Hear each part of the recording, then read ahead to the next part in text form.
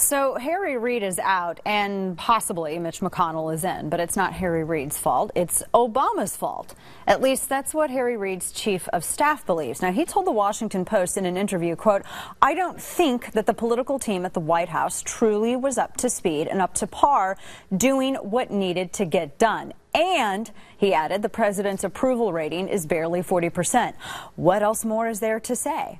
So what's the scoop? Does Harry Reid have a case? Joining me now to discuss is a former advisor to Senator Reid and a senior fellow at Media Matters, Ari Ravenhoft. Ari, good afternoon to you. Sorry about last night. You know, good it happens. Afternoon. It happens from time to time. It does happen to the best of us. This is what I don't get, this animosity between Reid's staff and the president. You know, and I understand it's Reid's chief of staff, and he may not necessarily share those same viewpoints. But what I find odd is this expectation that the president is to entirely shoulder all of the losses that were yesterday. What do you feel about this? I mean, is his chief of staff, is he being fair in this analysis?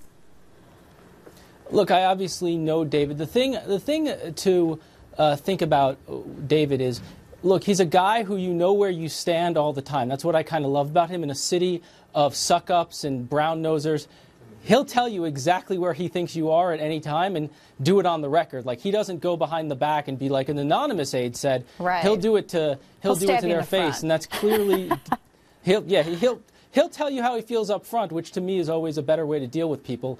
And look, he clearly feels that way, and I think, you know, in election losses, a lot of finger pointing ends up happening. Is that kind of the general sentiment of a lot of Democrats in Washington, because they've been reading, you know, a number of things online, social media, you know, a number of posts and a couple of different, you know, interviews and some things that I've seen up on Memorandum, and I kind of get the idea that a lot of people are wanting to saddle the president with the blame, and I actually don't really agree with them on all of that. I mean, where does it stand in Washington this afternoon? Look, I think there's a lot of blame to go around. And if it were my opinion is you can spread blame all over the place. I blame a lot of candidates who made a lot of stupid comments, like in Iowa. I do think you can put some blame on the White House for not getting out there enough. And you can blame a number of other factors. There's lots of blame to spread around in a loss always. And in terms of the president's low approval rating, and I understand David Crone, as chief of staff, mentioning, well, you know, his approval rating was barely 40%. You know, what else are you going to do with that? And I understand it, but at the same time, that's kind of a reflection of what's happening in Congress right now. A lot of people are they're frustrated by the gridlock, frankly. I mean, when I look at what's going on in the Senate, you have 300 some odd bills that are sitting on Harry Reid's desk. I mean, is there a possibility that Senator Reid could have maybe alleviated some of that pressure on the president and worked a little bit and had some, like, for instance, the Keystone Pipeline or anything involving the NSA? Couldn't they have worked out an agreement? Would that have alleviated some of this pressure on the president and perhaps maybe increased that approval rating?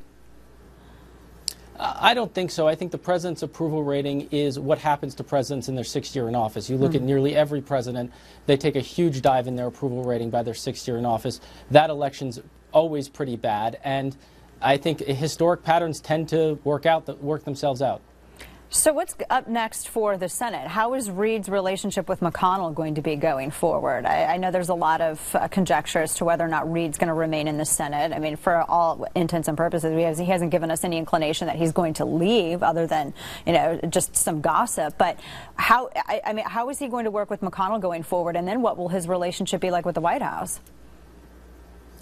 I think Reid and McConnell will work things out. I think there's always a little tension between both sides, but I think they tend to come together when they need to. I think, frankly, Mitch McConnell has a really difficult job. He's got to bring together a caucus that ranges from Mark Kirk to Ted Cruz, and frankly, it's not a job I envy, especially since he has to protect 8 Republican incumbents in blue states while filling the needs of Ted Cruz, Rand Paul, who are running for president and have their own needs.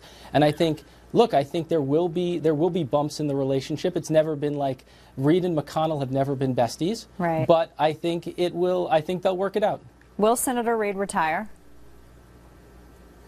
I have no idea. If he, you know, I think there's a question. He's up for re-election in 2016.